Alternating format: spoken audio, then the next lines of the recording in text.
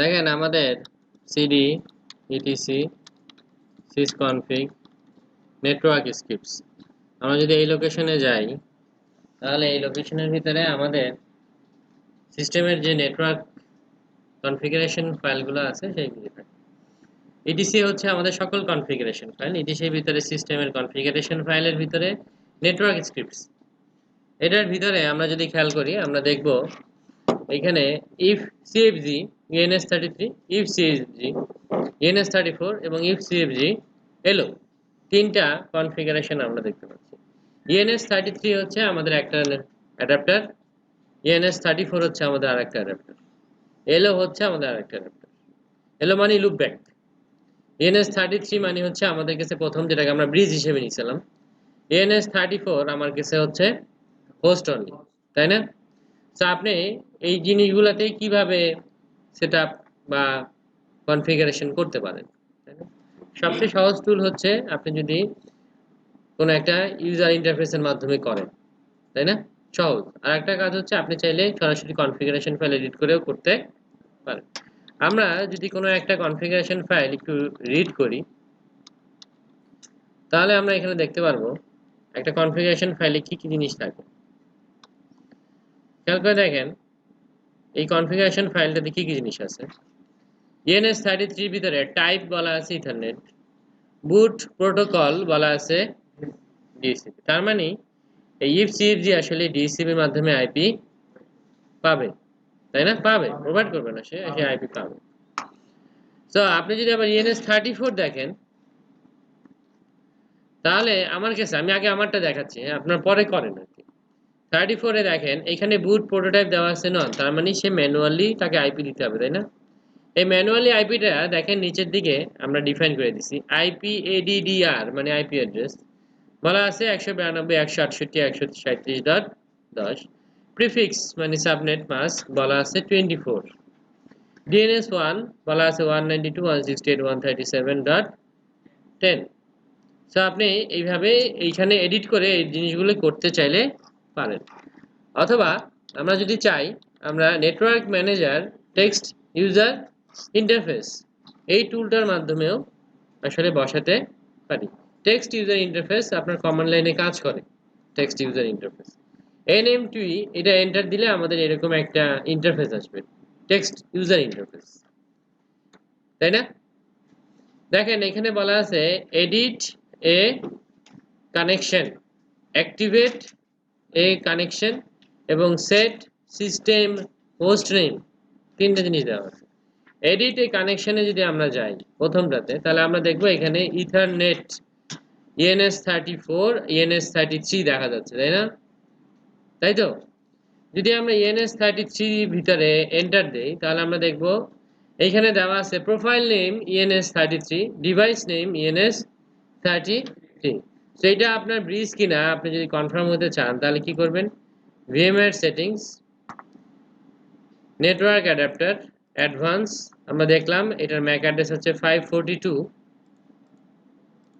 এটা হচ্ছে 542, তার মানে ENS33 কি আমার ব্রিজ কানেকশন, এটা কি আমার ডিএসসিপি দিয়েই তো আইপি পায়, তাই না? ব্রিজের আইপি। তাহলে আমাদের এইখানে এই যে IPv4 কনফিগারেশন এটা অটোমেটিক আছে এবং এটা ঠিক আছে, তাই না? ওকে, এটা ভেরি গুড, এটা যেরকম আছে আমাদের সেটা দিয়েই চলছে। ক্যান্সেল, আমরা যদি একটু ডানে বড় করি তাহলে দেখতে পারবো এখানে এটা ওকে। এরপরে আমরা ENS34 এ যাই। ENS34 এ দেখেন কি আছে। ENS34 এ IPv কনফিগারেশন যদি আপনি ম্যানুয়াল দেন, কিভাবে দিবেন? ম্যানুয়াল, নিচে নামবেন, ম্যানুয়াল আছে এই জায়গায় অটোমেটিক, এটার এন্টার দিবেন ম্যানুয়াল, তাই না? ম্যানুয়াল দেওয়া মাত্র নিচের দিকে একটা ঘর ওপেন হয়েছে আপনার, ঘরটা কি? অ্যাড্রেস। এই অ্যাড্রেসে আপনি আপনার যে আইপিটা অ্যাসাইন করতে যাচ্ছেন, আমাদের হোস্ট অনলি আমার নেটওয়ার্ক সিরিজ হচ্ছে 137, তাহলে আমরা সেখানে 137.10/24 দিয়ে দিলাম। গেটওয়ে যদি দিতে চান দিবেন, যদি না দিতে চান না। এই DNS সার্ভারে আমি এই আইপিটাই বসেছি, যদি একাধিক করতে চান তাহলে একাধিক অ্যাড করতে পারেন।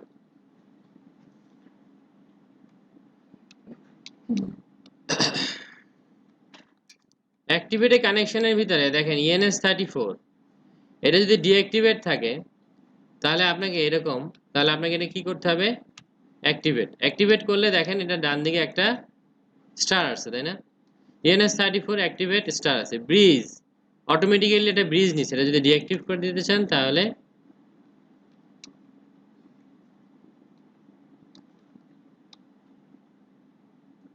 ডিঅ্যাক্টিভ করে নিতে পারবেন না, যেহেতু ব্রিজটা অটোমেটিক নিছে, এটা ডিঅ্যাক্টিভ করার কোনো অপশন সে আমাদেরকে দিচ্ছে সিস্টেমের।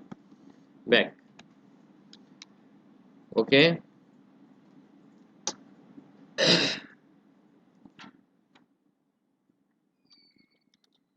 দেখেন আমরা যদি আমাদের নেটওয়ার্কের যে স্ক্রিপ্ট ফাইল আছে এখানে if cfg ENS33 এর ভিতরে ঢুকি, দেখেন এখানে কি দেওয়া আছে, on boot equals to know. তাহলে এই অন বুট নো মানে হচ্ছে সে একা একা অন হবে না, একা একা অ্যাক্টিভ হবে না, আপনাকে ম্যানুয়ালি অ্যাক্টিভ করতে হবে। সো আপনি যদি এটাকে এডিট করেন, নো কে কি করে দেন ইয়েস, তাহলে সে মেশিন রিস্টার্টের সময় একা একাই অ্যাক্টিভ হবে। স্কেপ ক্লোন এক্স 34 এ দেখেন আবার সেম কাহিনী, এটার ভিতরে দেখেন অনবুট কি দেওয়া আছে, নো দেওয়া আছে। তাহলে এটা আমাদের কি করতে হবে, ইয়েস। আপনি যদি ম্যানুয়ালি অন করতে চান কোনো একটা ডিভাইস, তাহলে আপনি লিখবেন ইফ আপ ENS33। যদি ম্যানুয়ালি 34 কে অ্যাপ করতে চান লিখবেন ইফ আপ ENS34, তাহলে ম্যানুয়ালি সে আপনি তাকে আপ করতে পারেন। কিন্তু যদি আপনি এরপরে আবার রিস্টার্ট দেন, সিস্টেম সিটিএল রিস্টার্ট নেটওয়ার্ক, তাহলে যদি আপনার এটা সব ঠিক থাকে তাহলে সে সুন্দরভাবে রিস্টার্ট দিচ্ছে, তাই না? তার মানে সবকিছু কি আছে, ঠিক আছে। এখন যদি আপনার অন বুটে নো দেওয়া থাকে তাহলে যখন আপনি রিস্টার্ট দিবেন তখন কিন্তু আর সে আপ করবে না, কারণ অন বুট কি দেওয়া আছে, নো, সে অফ করবে। রিস্টার্ট মানে কি, স্টপ স্টার্ট, তাই না? তো স্টার্ট স্টপ যেখানে সে স্টপ করবে কিন্তু স্টার্ট কি করবে, করবে না। এজন্য আপনাকে অবশ্যই অনবোর্ড ইকুয়ালস কি দিতে হবে, ইয়েস।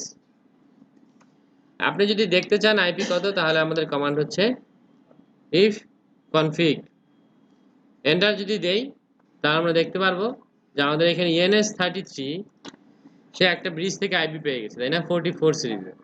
আর একটা হচ্ছে ENS34 যেখানে আমরা 137.10 এই আইপিটা বসেছি, তাই তো? বুঝতে পারছেন এটুকু কিভাবে নেটওয়ার্ক করবেন? ক্লিয়ার? সবাই করতে পারবেন? বুঝি নাই?